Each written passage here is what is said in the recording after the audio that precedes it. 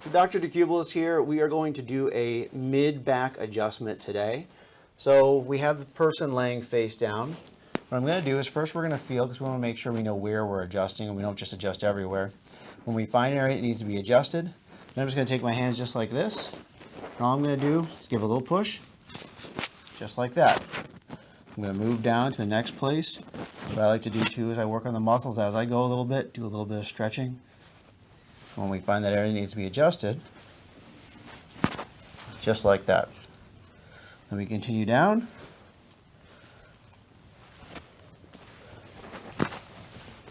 Just like that. And that's how we do the mid-back adjustment.